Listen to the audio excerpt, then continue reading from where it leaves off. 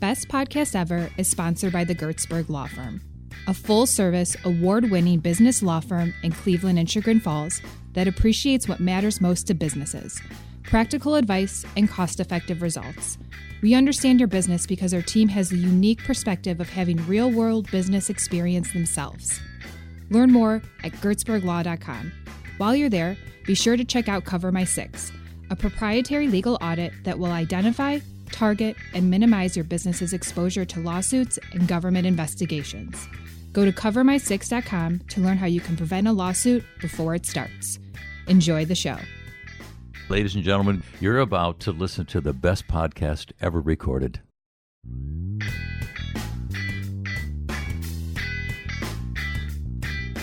But if you think about it, like, community is something that people have relied on forever. Yeah. And this is just a way to sort of rebuild some of that I think has been lost.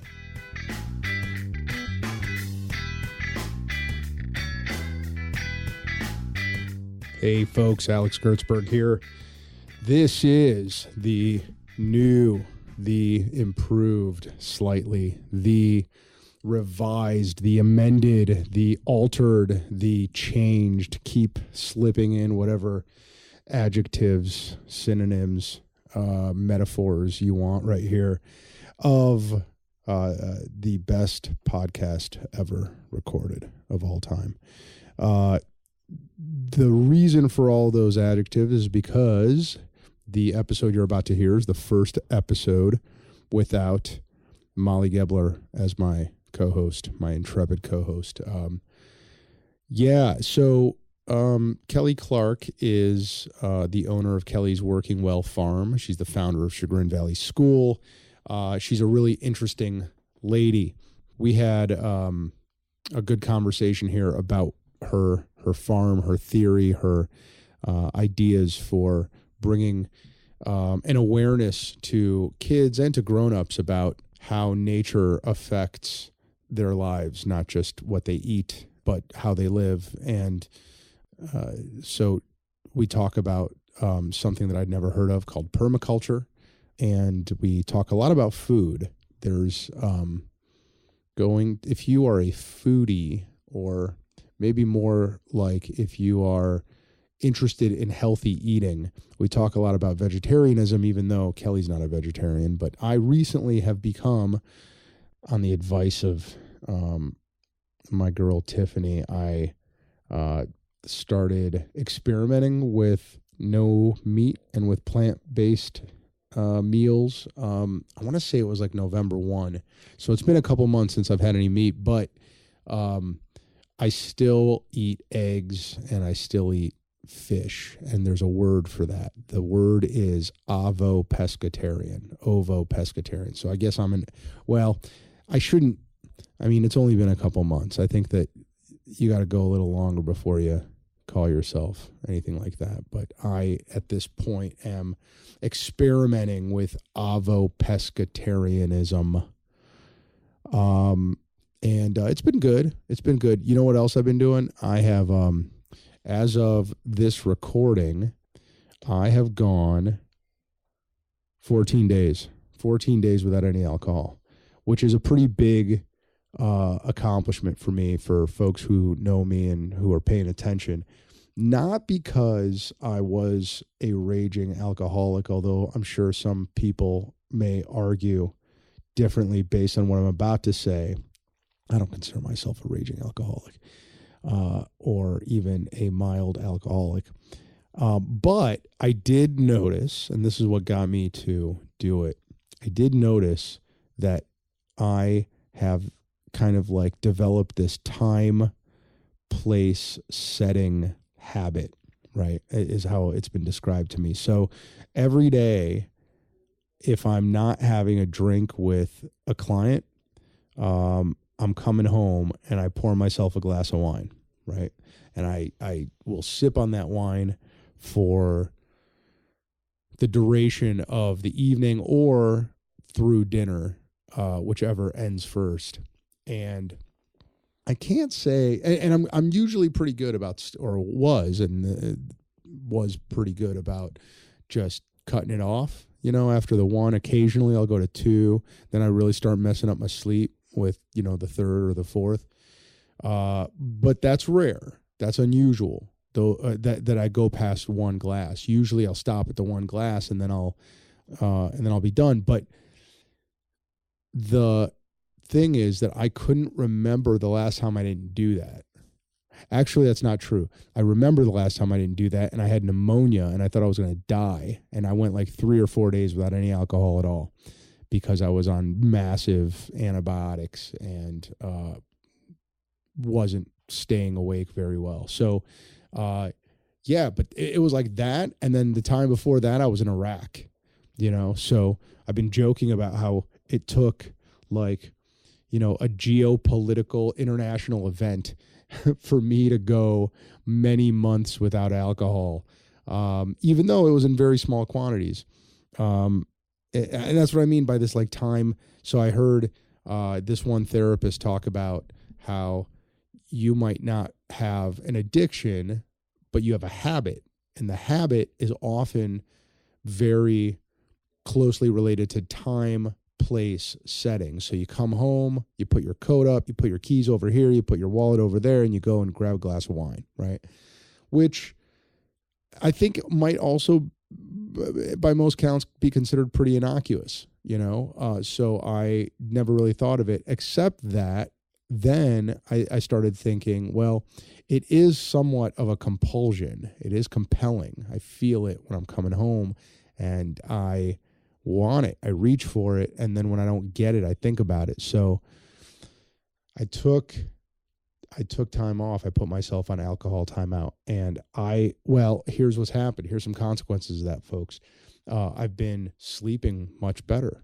Definitely when I carry that glass of wine closer to bed, it disrupts my sleep for sure. I've been sleeping through the night for the last 14 days, so that's been awesome. And also because I've just completely cut it out entirely, although I did have, I should probably tell you, I did have one beer at the casino the other day. Me and Tiffany and I went to the casino after this comedy show we saw. So I guess let me take that back. 13 of the last 14 days have been alcohol free for me. So other than that though, because I'm not drinking at all, and I'm not drinking more than 1 glass because I'm not drinking at all. The other consequences, I'm thinking a lot more clearly in the mornings, and I don't feel as much brain fog, which is nice. So I don't know. We'll see how it goes. It's been 2 months no meat, 13 of 14 days no alcohol, and I'm gonna see how it goes come February 1. I think I'm gonna stay off the meat. I think I might stay off the alcohol for a while, because I'm enjoying that.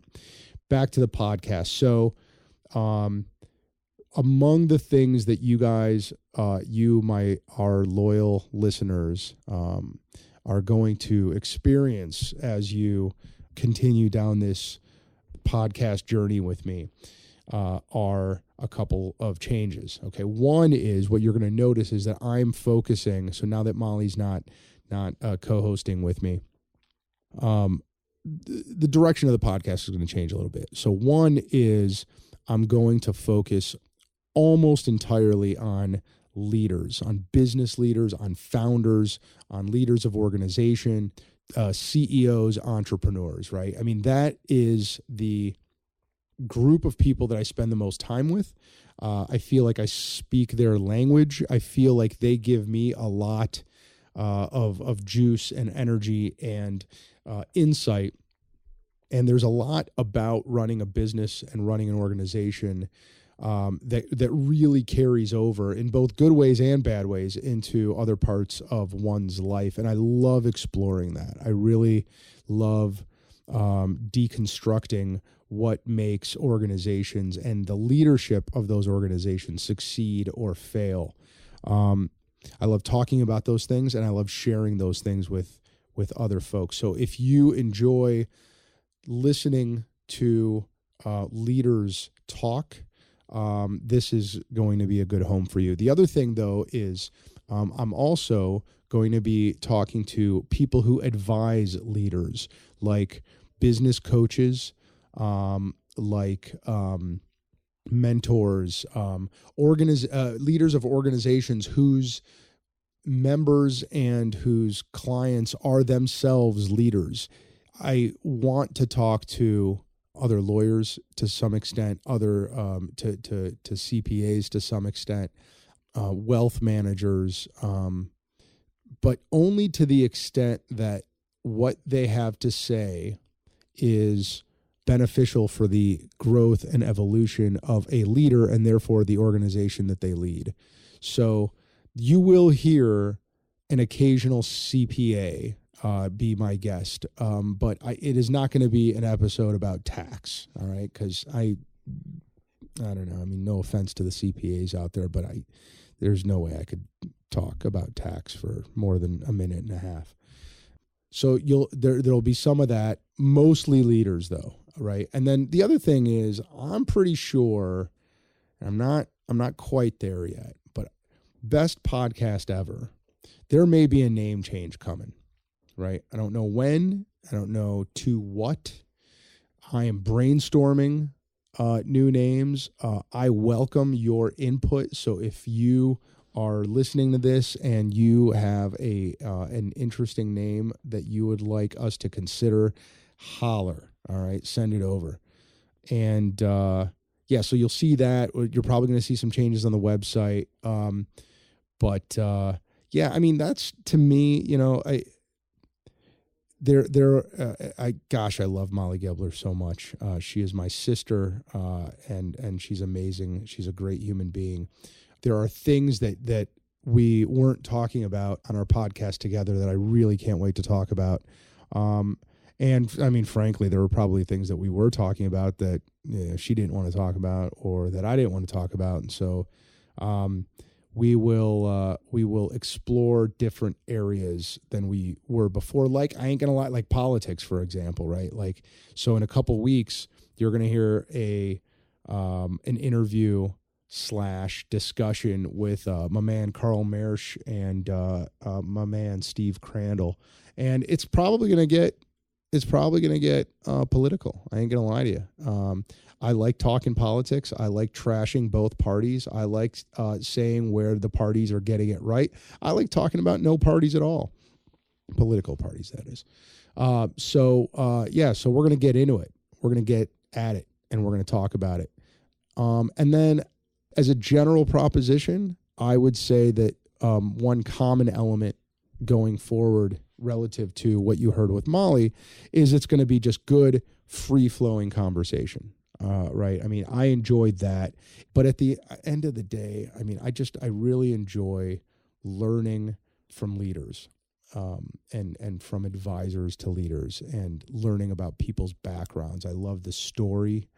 I've believed forever that if you just ask the right questions and ask enough questions, then you can glean from somebody's experience a great story and great life lessons. And that's what I hope to do with this podcast, at least, until we change it again. So anyway, enjoy this episode with Kelly Clark. I did, and I will keep seeing you right back here. Thanks.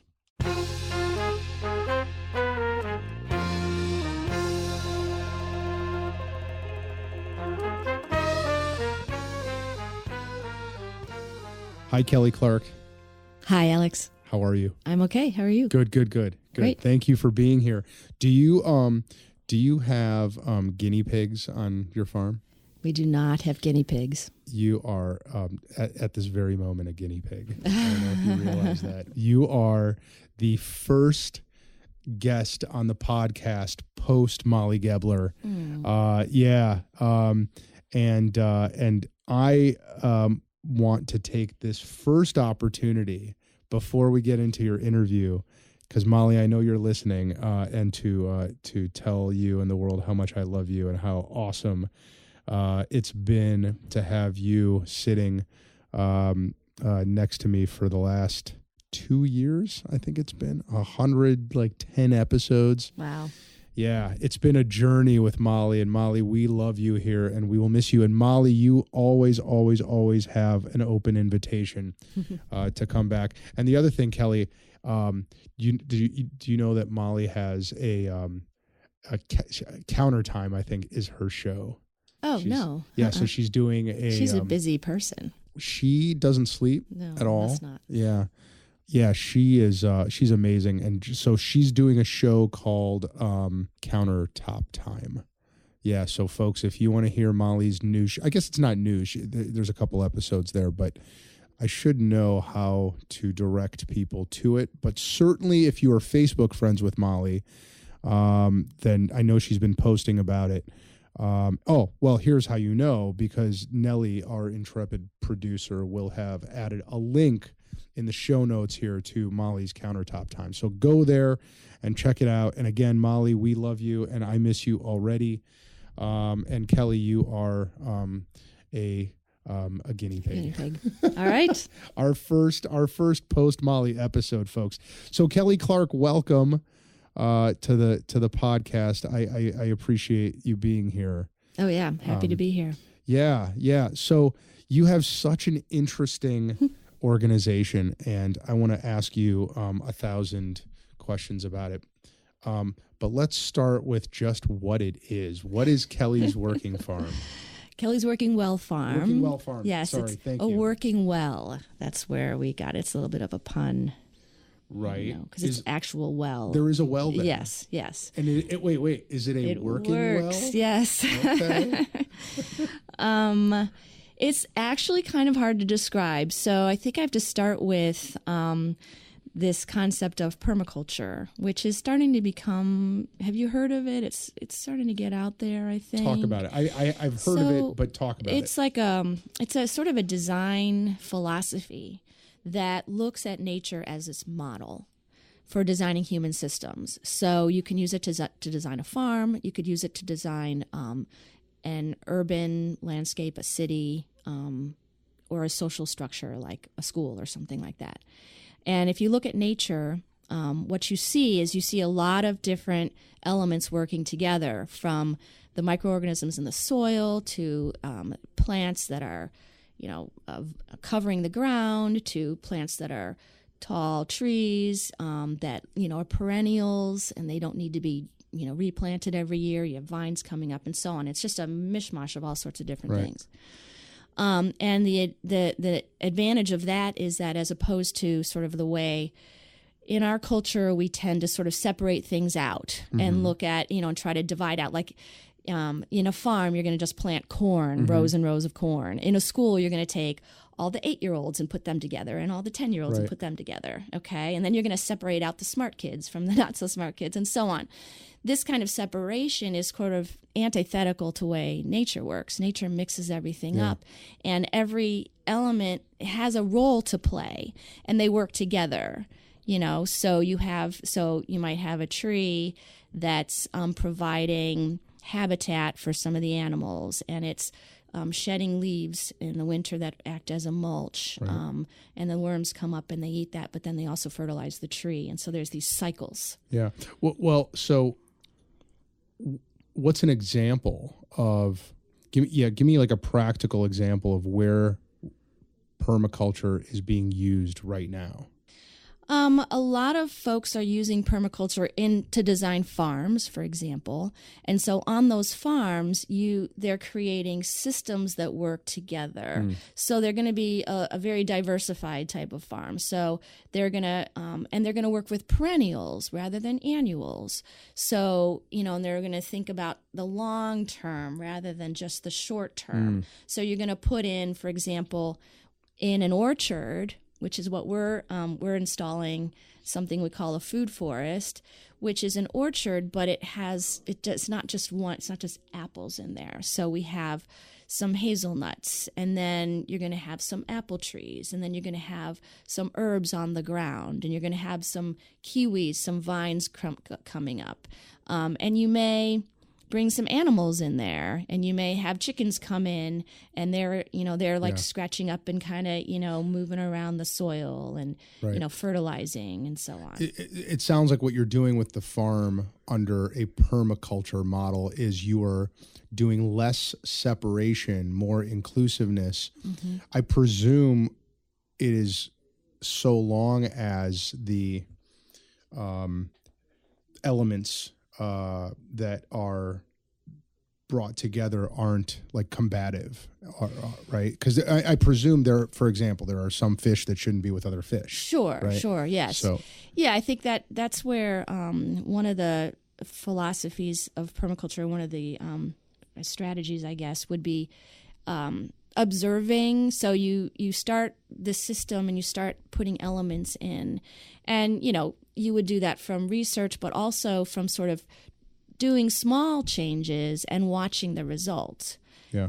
Rather than like doing this, setting up this huge system in the beginning and then just letting it go. You sort of build it over time, right? And you see what's working and what's not working. Yeah. So you're like, you're not just throwing things randomly in together. Is it? And you mentioned that permaculture involves using natural or using nature's way of growing and existing. Sure. But in other settings like building a school or a city so let's go and look at our farm as an example. Yeah.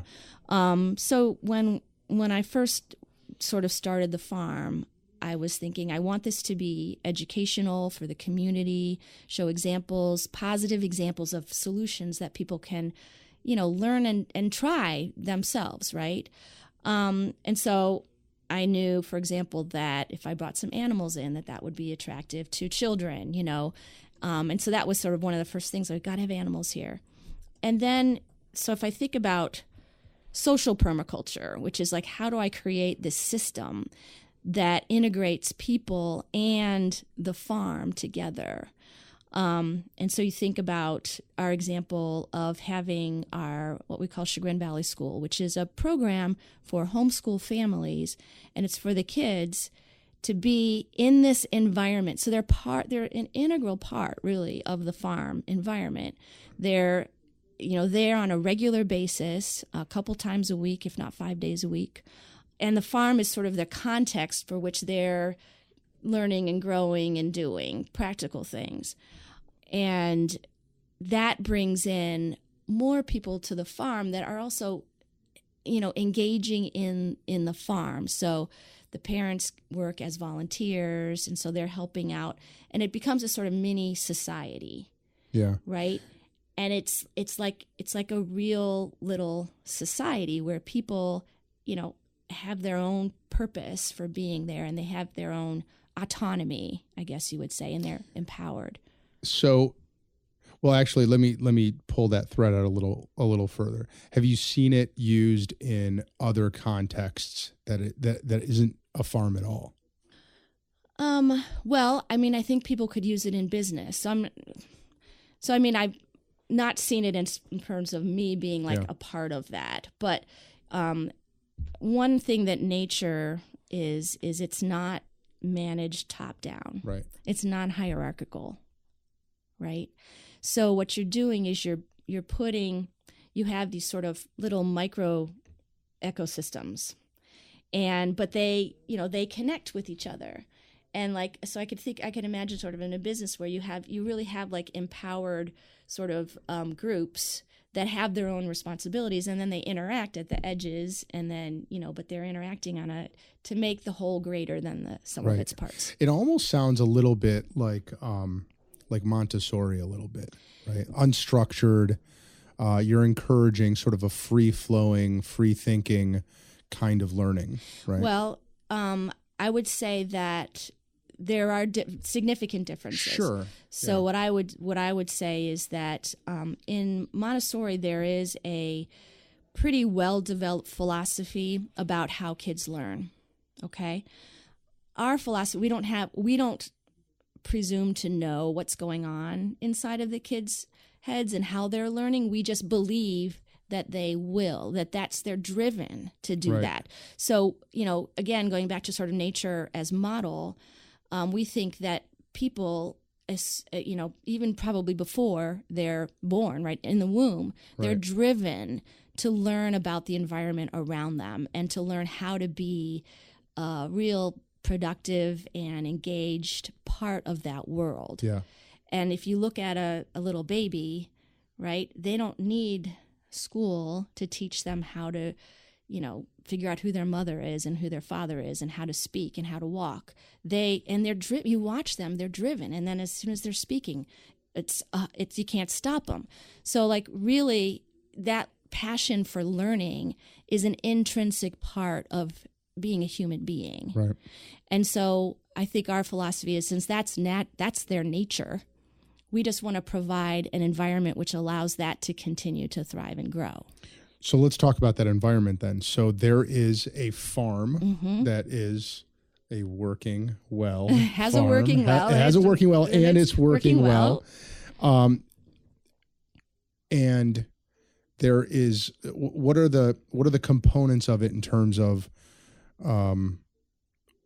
how it interacts with the community? There is an actual school there, or Chagrin Valley. Yes, it's a educational program. Okay. We also do a lot of things that, like, for example, we have natural buildings on the property. So those are buildings that are made with local materials, clay from gravel manufacturers, straw, wood, certain of it harvested locally. We do use, commercial lumber as well.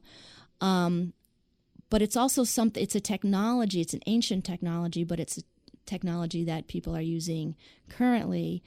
And it's it's like permaculture in that it's something that you and I can participate in. Yeah. So like I was able to help, making these buildings. So that's an example of permaculture. So we have that, and we had a lot of workshops where we invited people to come in and help us, plastering the walls and, and actually, creating these structures. We also do composting. I don't know if you've heard of the Rust Belt Riders. That would be a business that I might recommend for another podcast. But they started in Cleveland, and they collect food waste from Heinen's, for example, at this point, other grocery stores, restaurants, and so on, and they deliver them to farms and have their own processing facility where they compost it and turn it into, fertilizer. That's awesome. So they got the contract when the Heinen's opened up in town to take their food waste, their it's produce waste, and bring it over to our farm. So we're doing like a pretty significant amount of composting based on that. So that's sort of another example for the community. Yeah. So we do workshops on various, methods of gardening and food preservation and stuff like that.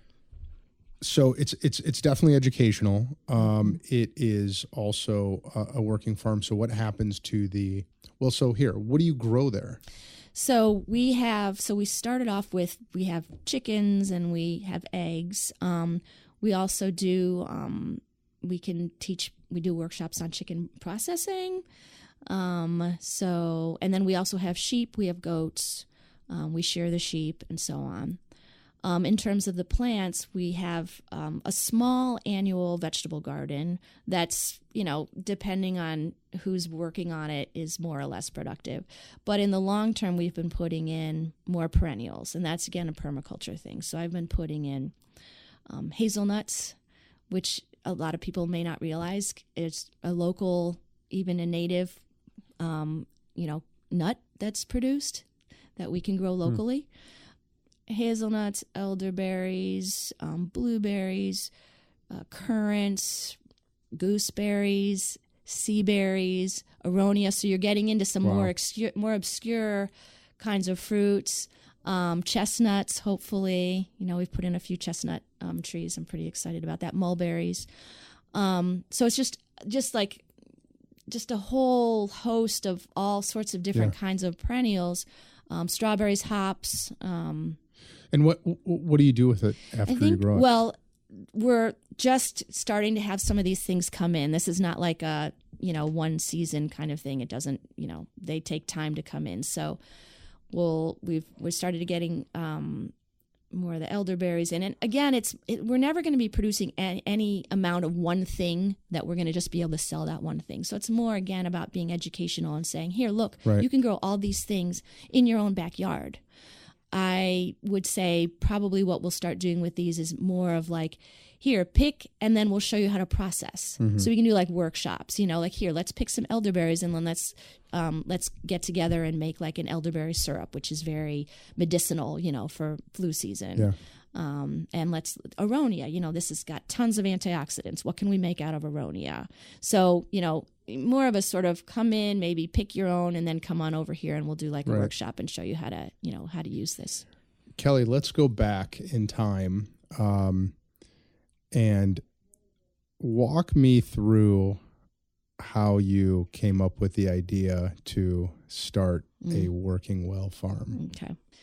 Well, I would say I've always kind of, as an adult, sort of been like, one day I'll have my own chickens, and then I lived that thought, by the way, has never entered my mind. I think it's genetic or something. I don't know what it is. Although it is becoming the rage right now. Yes. Right? Like people everywhere suddenly chickens. Are getting their own eggs. I think people are feeling this sort of absence of nature and sort of self-sufficiency kind of thing. Yeah. And I think people are starting to crave that a little bit. And I think that's great. I think that's a return, to something that we've lost a connection with. And I also think that it's a little addictive once you start going to, so like 2 months ago, I decided to just experiment. And so my girlfriend doesn't eat meat, but she does eat fish and eggs. Mm-hmm. I learned the word for that. It's pescatarian. I was going to say pescatarian. I know that word. Yeah. So I thought, well, I'll just give it a shot. I'll go a couple of weeks and I won't eat meat just to, and I've seen the movies and I've read, the health benefits. Sure. And after a few weeks, I was like, man, well, this isn't hard at all. And it's been like 2 months since I've had any meat and I feel great. I love it. But that to me, I've been thinking about it as part of this longer evolution of just eating healthier and fitness. So I could see that thought being easier to enter my mind today than it would have been like 7 years ago. And that reminds me, because really probably been on this journey all my life, but did you ever read Michael Pollan's book, The Omnivore's Dilemma? Oh no, I read Food Rules. Food Rules. Okay, well, before Food Rules, The Omnivore's Dilemma. Yeah. That was the big one, I think, that opened up the whole food, made it a real mainstream type of thing. Yeah. So, so I read The Omnivore's Dilemma, and it was kind of like where you said you could see how you can kind of really get obsessed with it. So I was like, oh my God, the food system, industrial food system, we have to have alternatives. And so I just dove into that rabbit hole. So how long ago was this? That would have probably been 10 or 12 years ago. I'm not sure when that was public, but I read it very early when it was published. And so what are you doing at that time in your life? So at that time I was teaching high school at Hawken. Okay. So I was a science teacher, mainly physics. Did you grow up on a farm? No. Did you live on a farm at that time? No. Okay. Never lived on a farm. So you're teaching science. Science. Middle school or high school? High school. Okay. But I was really fortunate in that there was flexibility, and around that time they were doing some schedule changing and so on. And I had progressed beyond Omnivore's Dilemma and reading everything I could find on local food movement, and I discovered permaculture, and I'd gone to a permaculture certification, which is a 2-week course that you take and you learn all about permaculture. And I was able to design and teach a course on food systems. So this was for me, this was permission to just dive in and find out a lot about the local Cleveland food scene, which is amazing. And was really, bursting out at that time. So I just immersed myself in that. I taught this course for a couple of years, and I really and then I was just like, I got to do this myself. I can't just read about it and teach it. Yeah. I have Where to did you do teach it? At Hawken? At Hawken. Okay. Yeah. And so I was looking around, and actually, I lived on Oak Street. I was walking my dog up by the cemetery, and there was this for sale sign, and it said land. And I'm like, there's land? And I walked back in, and it was abandoned. And I walked back in, and sure enough, there's like an old orchard back there. And I was like, wow, this has some possibilities. And so you buy the land. We bought the land. And so did you buy it with the intention of creating this educational program on it? No. I think, as a teacher, a lot of times, you might have in the back of your mind, wouldn't that be cool someday? But we bought the land, my husband and I, in 2012. And started, we got the chickens right. I mean, we initially, right away, I knew wanted to be educational because, as a teacher. So that was in our mission right away. We got it nonprofit status. And we did start doing summer camps that, 2013, that summer. That was my sister's idea. And so we did that for a few years, and I just started being like, I can't develop this farm when I'm teaching 9 months out of the year, because when you're a teacher, it's like, it's all consuming, right. It's never ending. So I thought, well, I can do something. We have to be able to do something on the farm, And so I thought, we can start a school. And then that evolved. And I had this idea of having this curriculum, but then I discovered the model that we're using now, which is sort of the Sudbury School model or self-directed learning, where you don't have a curriculum and you just trust the kids to follow their own instincts. Yeah. And that resonated with me so much. There's a book called Free to Learn, which if anyone's interested in alternative education, it's by Peter Gray. That's another one. Omnivore's Dilemma and Free to Learn. Both of those have totally shaped, what we're doing right now. And then, and then just sort of evolved from there. And so I quit my job at Hawken, and we started this program in 2016. And I love it. I mean, I love that we are in Chagrin Falls, the greater Cleveland area, and this is happening. And it does seem too like in the last decade or so, it seems like you're seeing a lot more urban farms than ever. Absolutely. Right? Yeah. And I love that too. It has to be cultural. It has to be, just organic foods, natural foods are becoming more prevalent. Mm-hmm. In the books that we read, the movies Absolutely. that there's. Did you ever see this one called Game Changers? No. Yeah, that is actually what prompted me to try to experiment with no meat. It is it's on Netflix right now. You can watch it on Netflix, and it is these MMA fighters, these mixed martial arts fighters, who are vegan, and they're trying to dispel the stigma that, if you're vegan, it means that you can't strong. like whoop people's butts, right? And so they go around the world and interview the strongest man in the world. And he's a vegan, and he's like lifting giant trucks with his bare hands, and gymnasts and skaters and boxers and fighters. But I've been thinking that is too also like the most recent in this chain of just cultural examples. Like there was Forks Over Knives. Remember that movie? Did you ever see? Yeah. I didn't see that one, but I know. Yeah. Food Inc. before that, right? Yep. There's definitely been more and more.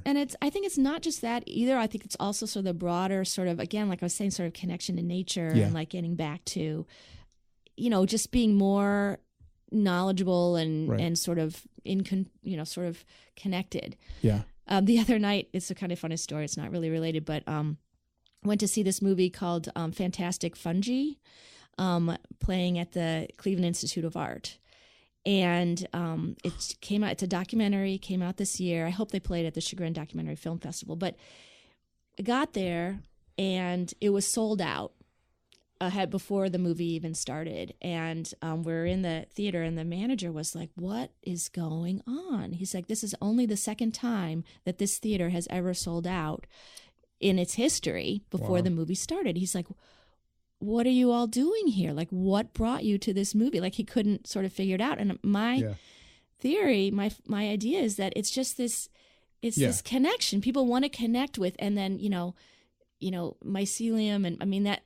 They're connect. I don't know. It was just cool. And it I think it also doesn't travel with the prevalence of information. Mm-hmm. And I mean, I keep coming back to these movies, but they're just a drop in the bucket in the examples of ways that people have illustrated just like how factory farms work. Mm-hmm. And there is something about seeing in front of you on a screen a factory farm, right? And then hearing the voiceover talking about E. coli in that mud, right? That the cows are all just kind of rooting in their entire lives, right?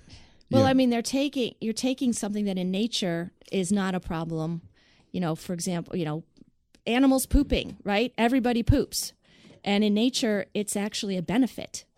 It's a fertilizer. But when you take all those animals and smush them into a small area, and they're not out interacting in a whole balanced ecosystem, then you start creating these huge problems where you didn't have problems before. And that's my position, is that industrial agriculture is sort of taking something that works beautifully, which is like animals growing, in nature, and making it a problem, by putting all the same ones together in one spot, and then having them all their poop, and then you have to manage their poop, and it's a problem, and it's dangerous, and it's a health, and then you have to bring in all these chemicals, and I think it benefits people who are making a lot of money from making the chemicals and so on, but it's not benefiting the world. It's not benefiting people. I heard this debate.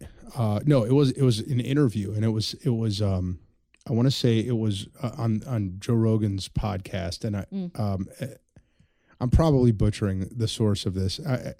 In my mind, it's him talking to Sam Harris. Do you know Sam Harris at all? My brother is a fan of his. He's awesome. Yeah. It's probably neither of them, but for whatever reason in my mind, it's those two talking about this idea that right now they have created in a lab either synthetic meat or plant-based meat that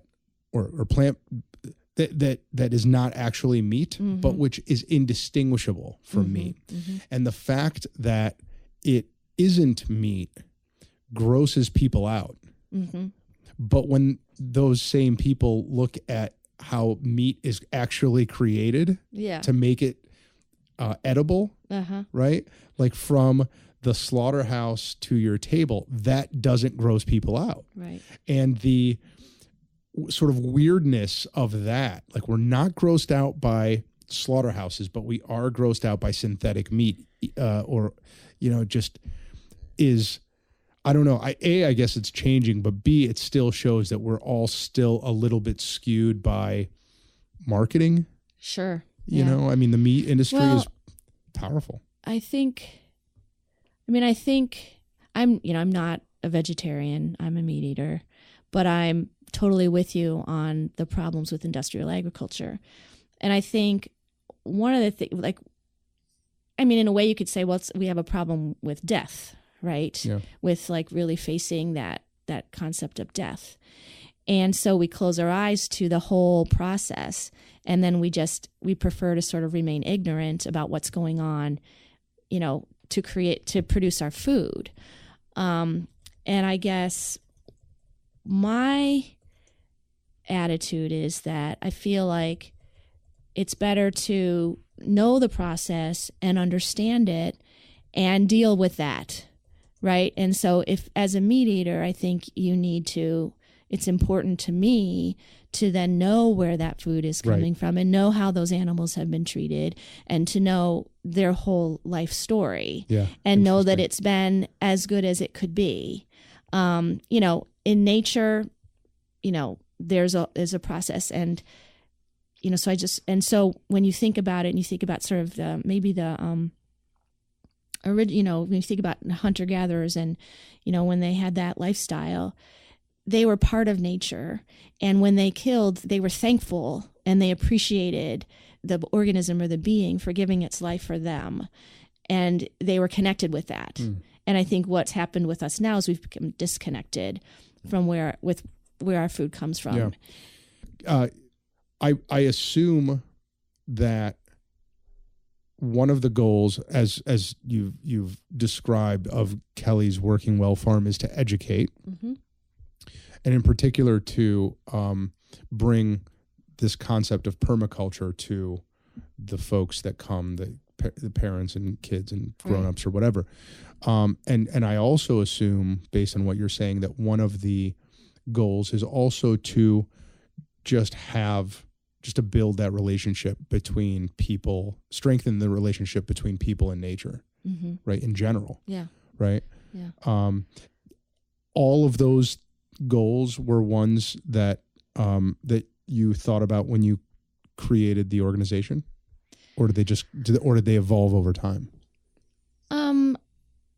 We definitely started with the idea of being an educational farm and giving examples, being an example, and being a place for a community to come together.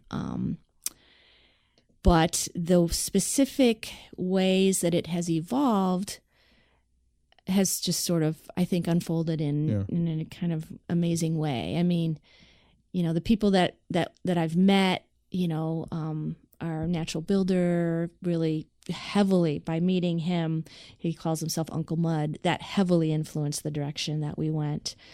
So it's kind of a combination of having a goal or values, that I wanted to enact or convey, and then, just kind of trying things out and seeing what worked and kind of responding to that. Let's put just your business owner hat on. Okay. Mm-hmm. So you've been running this, it is a business. Is it for profit or nonprofit? It's a nonprofit, but you've been running this organization mm-hmm. For 10 years? 2012. So 7 years. 8. Okay. So, going on. How many people work there, or is it all volunteer? No, we have for the educational program, we have 3 staff members in addition to myself, okay. And then for the summer we have a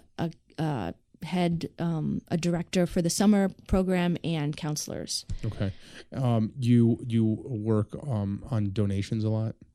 We do get donations, but it's not our main thing. It's it's the summer camps and the So talk about some of the what are the challenges that you have had in growing this organization? Well, I think coming up with ways to engage people in a long-term basis. I think something that I learned pretty early on was that you can't do anything based on volunteers. If it's just volunteers, people have a lot of, interest and express a great desire, but then it is very hard to sort of have a long-term relationship and have things happen and progress. Yeah. On that model. So it was sort of trying to figure out how to get people really engaged. And I think, the educational program, the Chagrin Valley School, has been a nice way to get, the parents involved. We're also have launched this fall something that I'm hoping is going to spread pretty effectively in Northeast Ohio, called a Timebank. And what is that? The Timebank, it's kind of another example of social permaculture, I would say. What a Timebank is it's a way for people to help each other. So it's kind of like a volunteer program, but it's also a way to really connect people in a network. So the way it works is we have an online software, and people join the Timebank, and you have skills and your time that you can offer, and then you have your needs. And so in a time bank, people can exchange skills with each other and their time. So for example, we have at the farm, people come in and help us turn compost. And for every hour they spend, they get a credit. And then they can use that credit to get a service from anyone else in the time bank. So, somebody can maybe help them repair their clothing, or, go shopping for them, or if they're homebound and they need a ride to the doctor or something like that. So everyone in the time bank, everyone has something to offer. Like everyone has something to offer, and everyone has something that they need. That's awesome. Yeah, and the nice thing about it is it's not like bartering where you have to have what I want and I have what you want. It's like I can do something for you, and then you'll give me a credit, and then somebody else can do something for me. So that's what sort of network. Yeah. Aspect of I've never heard of Time Bank before. That's awesome. Yeah. Actually, Andrew Yang is a proponent. Really? Yes. All in right. his book, he has a whole chapter devoted to time That's banks. interesting. Is it a pretty recent thing? I would say that time banks have been active in the United States in various cities for over 10 years, for sure. Yeah. There's somebody listening to this podcast right now going, man, that sounds totally communist. Yeah. But that's okay. It's I was thinking about this the other day too. It's like we've kind of become, I don't know, brainwashed a little bit in our society that we have to do everything ourselves and everyone has to be very individualistic. But if you think about it, like community is something that people have relied on forever. Yeah. And this is just a way to sort of rebuild some of that I think has been lost. And I said, if you think about it as I know people, like, for example, family members of mine who may not be of the same political persuasion as I am, but they still believe in local community and how important that is. Right. And this, I think, is a way of really helping to sort of, connect people locally to each other. We have definitely become more isolated as a people as technology has made it easier to isolate yourself. Anything you need, you can buy. Well, one could argue, no, we've become a lot more connected to each other, except we're connected digitally to each other, and by money too, which is a different thing than like doing something for someone without taking money. Yeah. Well, it sounds, it almost sounds like this time bank thing is its own economy. Yes. So people are getting what they want, right? I guess they're using, instead of money, they're using this other fiction of time credits. Right. Right. But it's a little bit different in that the focus is on, there's a couple certain like principles of it. And one of it is that everyone's time is valued equally. So, so for example, like I could spend an hour tutoring someone in physics, but then I could spend that hour getting someone to walk my dog, and that's those are valued the same. But in other words, the time I spend on one thing is equally valued to the time I spend on something else, regardless of how much production I. Sure. Okay, yes. I got it. Yeah, oh, that's interesting. So it's. I wouldn't say it's gonna come to replace money. It's not. It's not meant to replace money, but it's meant to be a sort of like a supplement. It's like it gives you another way of interacting with people, and even like people might say, well, it's better to just volunteer, but this is more of a way of like really like affirming that and like recognizing that, and recognizing that you're doing this service and that your time is valuable. So Kelly's Working Well Farm has used time banking, I guess, to bring in labor. We've used it. We use it also for families can supplement that. So we have sort of a It allows people to be able to afford things that they might not be able to afford. They can do like part money and part time credits, that kind of thing. Got it. But this is not limited. This is something that we're really trying to introduce to everyone. Yeah. So I love it. Yeah. I always imagine in my mind that one of the greatest things about being an educator is the ripple effect that you have on not just the student, but on their environment, their siblings, their future careers, their future employees, their buying decisions, like everything, right? Have you seen a ripple effect in your students from the things that they have experienced at your farm? I think so. I mean, it's only been a couple of years, but I think that our students, because we give them so much freedom and respect, they take that, and their self-esteem, I think, is very high. And so they go back to their families, and the families come back to us, and they're like, my child is so independent, but also so helpful, like they know how to cook now. And if I'm, our whole family got sick, and my son cooked the meals for all of us. And this is something that they attribute to his experiences in our program, where, he just had those skills that he developed, but also that confidence that he can come in and really contribute in that situation. Right. So I think that, and that's not just an isolated case. I mean, we hear that from many of our parents in different sort of examples. And I think that those kids are going out into the world, and they're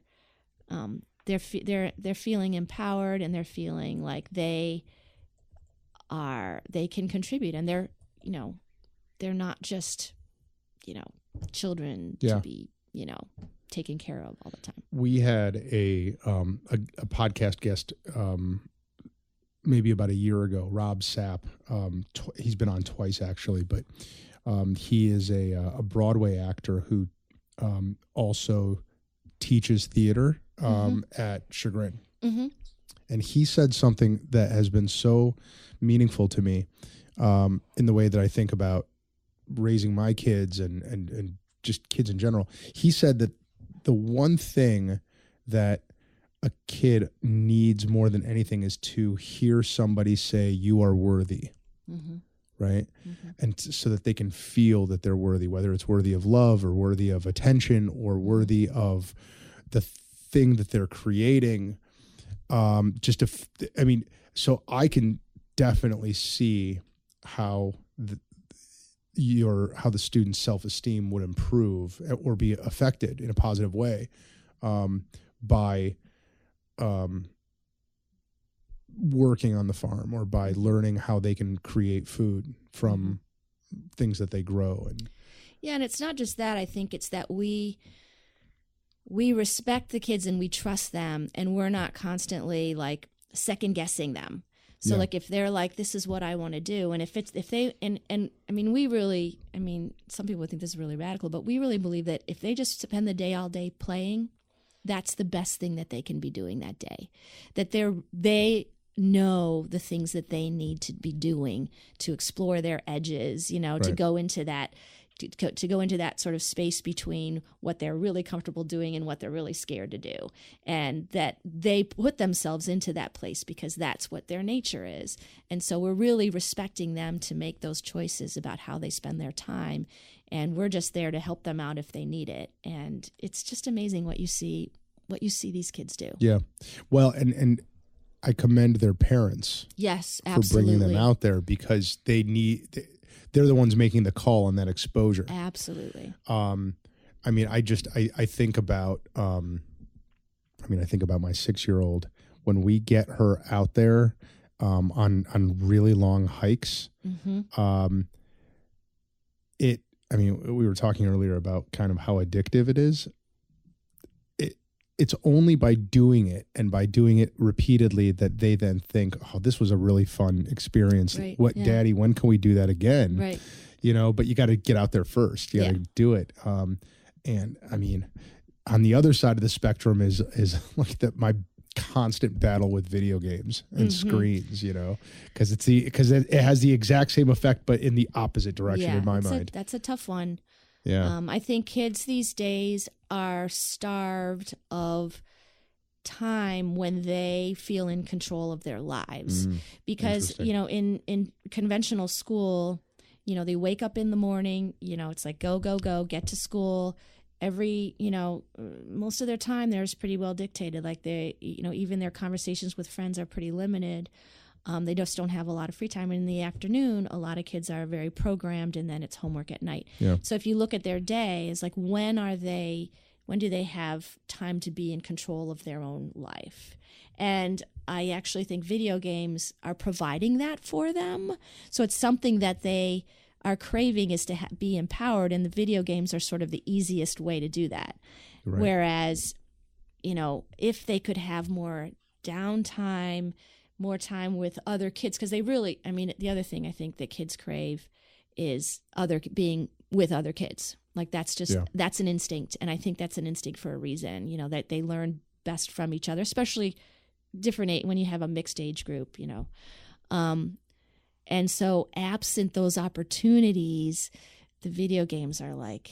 Well, and I think it's, there is positive social interaction that happens in those video games, and that's great. Right. But there's also the dopamine rush that they get when they are, and the video game, when they're playing, and the video game companies, they're brilliant. They work their games like casinos work casinos. Yep.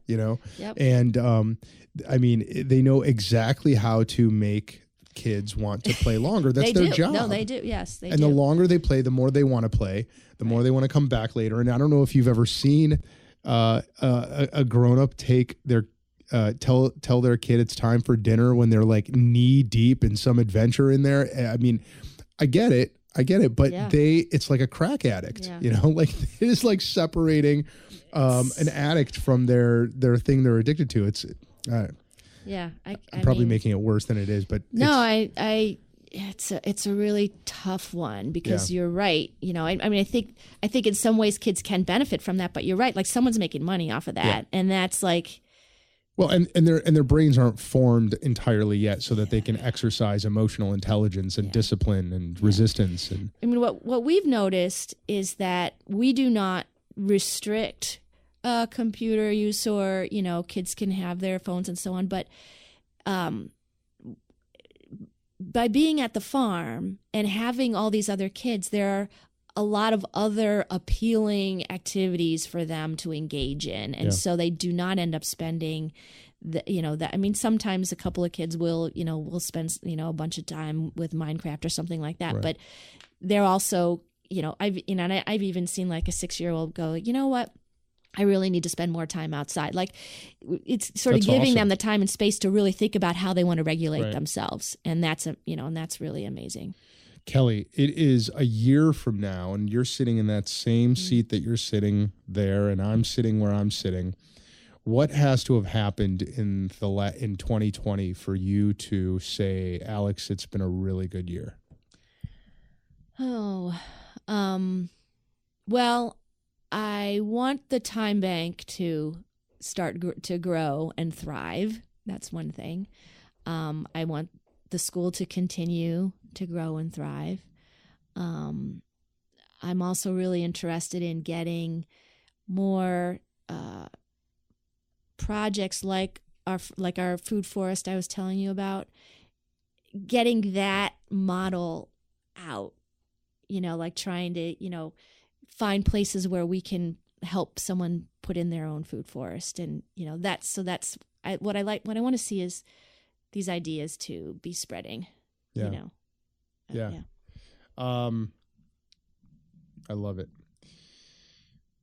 So this is the part of the show that we where we take a break. So we're going to take a very short break. And when we come back, we're going to do the lightning round questions. Do you know about the lightning round questions? No. Well, even if you had said yes, I would have said no, you don't, because I've totally changed them around. Okay. Yeah, for the revamping of the show, we have a completely new set of lightning round questions that no one has ever had to answer yet. So you are truly a guinea pig today. So stay tuned. We are going to be right back after this.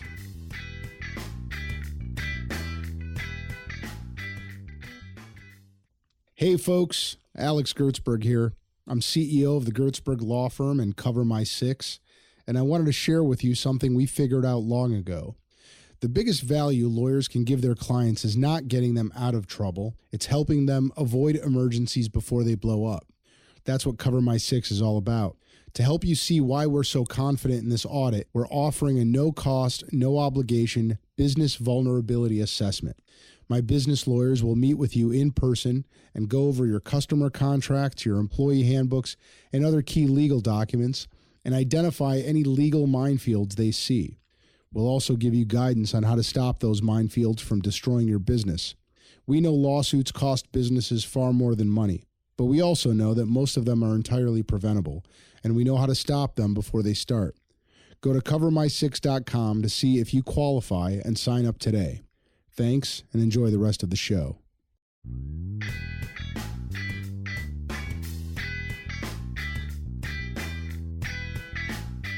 We are back, Kelly Clark. There are a total of 8 lightning round questions. 8. We're going to test them out right now. Okay. The first lightning round question is, I think you might have answered this though already. This might be really anticlimactic. Okay. But maybe not. Okay. What is the non-religious book whose words you apply the most in your life on a day-to-day basis?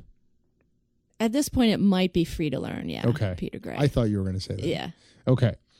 If you were a professional boxer, what song, album, or band would you want played as you entered the ring?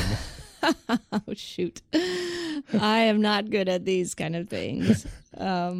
I mean, I'm a fan of Tom Waits, and I probably none of those songs. All right, that would be the strangest, the strangest entry into a boxing ring. Yeah, some Tom Waits song would be. But I think that there is something like really surreal about that. Mm-hmm. So let's go with that. Yeah.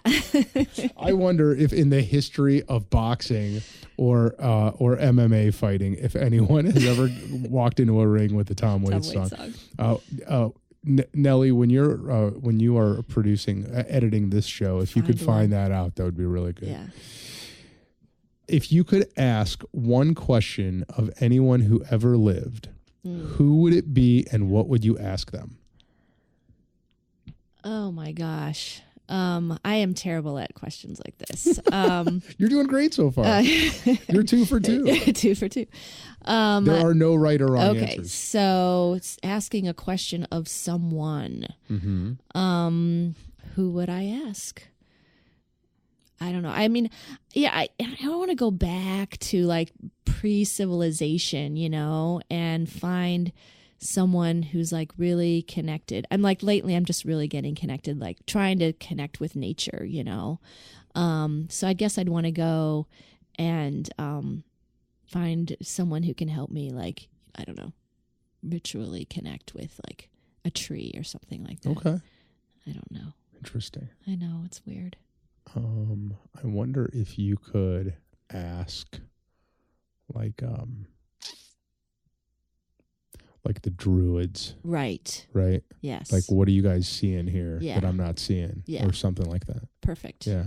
Thank you. Let's go with that. You're welcome. You're doing great. Yeah. Are these questions stressing you out? It's okay. I'm good. All right. What is a habit or routine that has given you the most mileage? Well, I do go to bed early and wake up early, and I think going out in the morning and doing the chores and connecting with the animals and stuff has been really, really good for me. Yeah. Yeah. So like having that excuse to go out there every day. I have to tell you, I love the idea of what you do. And I also, and I meditate a lot. And so I really love the simplicity and the repetition. Right. But my mind the anticipation of it, Mm-hmm. right? My mind, there would be aversion. I'm like, oh, I gotta, whatever. Yeah. So that's something that I'm working on. That sort of like, you have those thoughts too? well, yeah. I mean, you're in your bed and it's warm. You don't want to get up and go out and it's cold and maybe raining and so on. So I just try to really look at it as an opportunity, to get out there. And how lucky am I that I get to spend so much time outside? Oh, that's so good. Yeah. Yeah, that's the right way to think about that or anything else. That's what I try. Yeah. Gosh, you must be really good at that. Well, it's also, I think it's gratifying because you know that they need you. Yeah. Especially with the animals and so on. They need you, and so you're doing something for them, and that's a reward too. Yeah. So. Well, it's just that I know that the easiest way to replace a negative thought, for me anyway, is to replace it with a grateful thought, a thankful one, right? Mm-hmm. So the way they need me, right? Mm-hmm. I'm thankful for the opportunity to be out here with nature, to help them, to take care of this thing that I'm needed for. Mm-hmm. That there's something very zen about that. I don't know that I'm as good at it as you are. So I commend you for doing that so daily. Thanks. All right.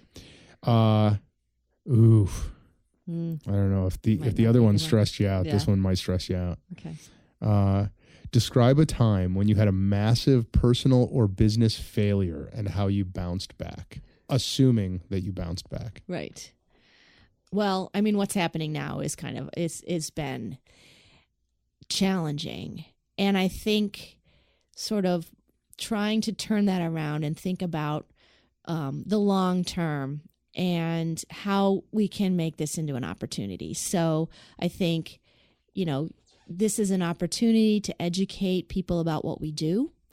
And so we're going to just do that as much as we can and know that in 6 months, a year from now, we will be stronger. Yeah. Yeah. Let me just to add a little bit of context, but without digging in, which I'm intentionally not digging into, right? Mm-hmm. But folks can learn about the issues that you guys are having with I guess it's the township, or is the it the Bainbridge Township, the zoning and the fire department. Yeah, and it's been in the papers. Right, it's on our website. Yeah, so go there and learn about it. And the lawyer in me is erring on the side of not digging into it too much, because I'm imagining that your lawyer is sitting here and she's giving me the stink eye for asking questions that she would prefer to talk to you about the answers. Sure. Before you, I certainly would. So, but it's all out there, and yeah, I mean, talk about. Well, I mean, I use the word failure. We don't know that there was any failure there, but it is a challenge. It is a challenge. Yeah. Right.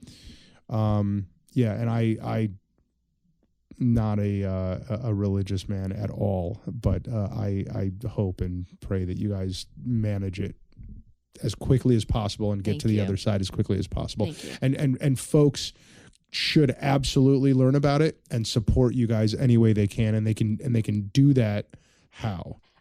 Go to the website. Yeah, okay. My staff member Ian has documented everything really well, and yeah. Good. Yep. Okay. What is the metric that you use to determine whether you've had a good day? I would just say having those little memories, there's little moments where something, just amazing happened, and those are great. Yeah.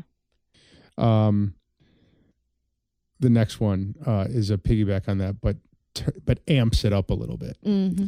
What is the metric you will use to determine whether you've had a good life?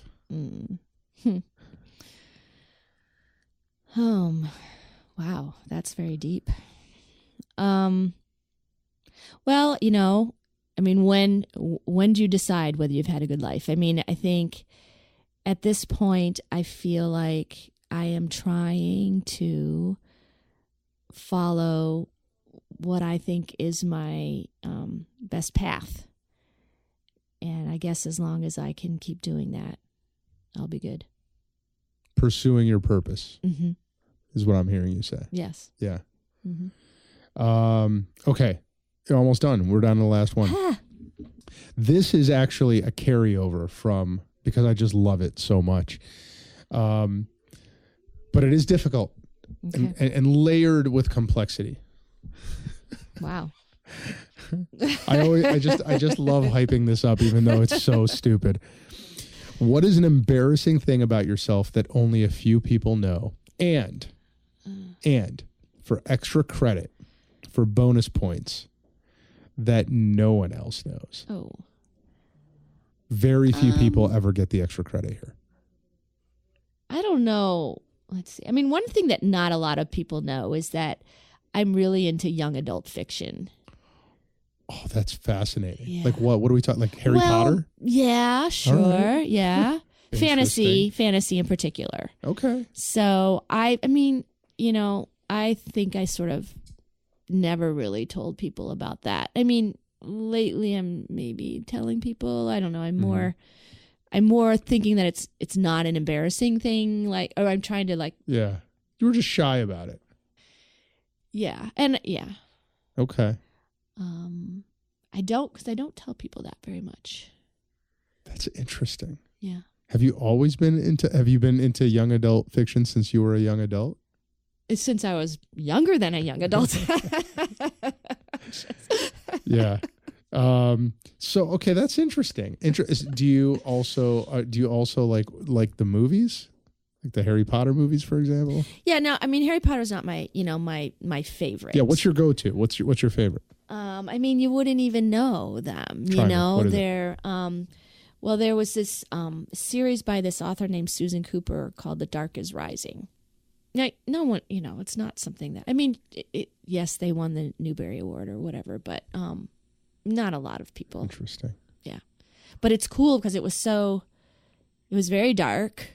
Dark is Rising. Mm-hmm. But it's also very, I think looking back and I think about it is that in these stories, it's like kids are empowered. They're like, they're doing it, Yeah. And so I think now I see where with the school and stuff, how that resonates, because it's like they're not, in those books, they're not treated like little kids.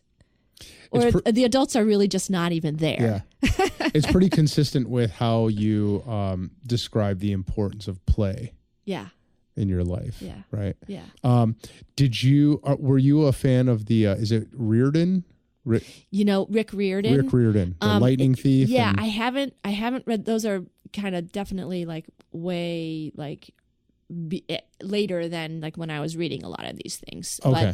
But definitely, I know some kids who are really yeah. into Well, those books. my he's now 13-year-old, but when he was like 8 or 9 years old, I couldn't believe it. Actually, he got really fixated on Greek mythology. Yes, and those books are all about Greek mythology. Yeah, it's incredible. I talk to kids who read these books, and that's what's so amazing. I mean, their knowledge, and that's the thing. It can take to something like that, and they're deep into it. Yeah.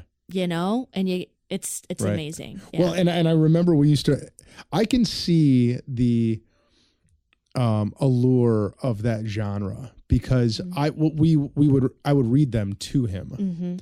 Mm-hmm. So it must have been before he was 9 because it must have been earlier. Mm-hmm. But the plot was compelling, and it was kind of hard to put down. And man, that author is really good at how he ends chapters. So Gotta start the next such a cliffhanger at the end of every single chapter. I get it. Yeah. That's good. Yeah. Well, that's interesting. That's interesting. That is the completion, Kelly Clark, of the first post-Molly lightning round questions and the first post-Molly interview. What did you think? Thanks. I declare it a success. Do you declare it a success? Yes. Good. Yes. Good job. Thank you. Oh, thank you. I feel much better. I was a little nervous about it. I've always had a sidekick. Well, I was sad not to see Molly. Yeah. Or Nellie. Or Nellie. That's true. Yeah. Well, they are not far away, and they will be back, and hopefully you will too.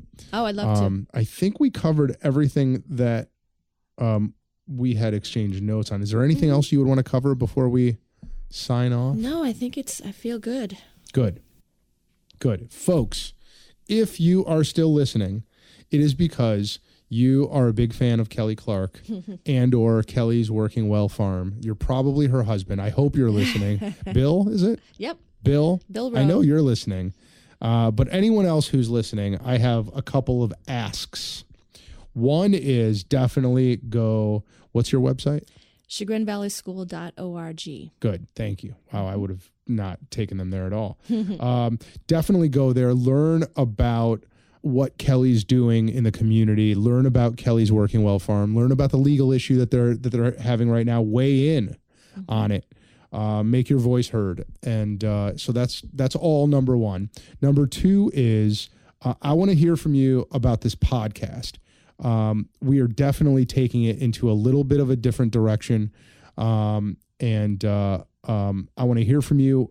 We've actually, Kelly, we've got our guests booked through April. Wow. Right now. Yeah. And it's a lot of business leaders. It's some political leaders. I'm not going to tell you folks who they are. I'm just going to tell you that they're going to be awesome. And, but I want to hear from you. And if there are people that you think I should interview, send them to me. I know that there is an email address that Nellie has set up.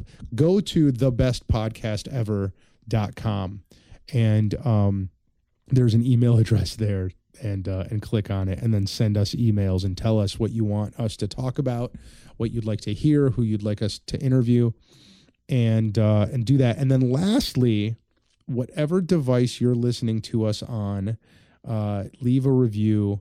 Go to iTunes. That's easy. Leave a review there. Tell us and them and the rest of the world how awesome we are. And by we, I do mean Nellie, our producer, John Doherty, our editor. I am just a talking monkey over here. And so leave some positive reviews and tell your friends and like us on Facebook and share this episode because it was awesome. Kelly, thank you very much. I appreciate it. See you next time, folks. We hope you enjoyed this episode, and we thank you for listening. And remember to check out the Gertzberg Law Firm.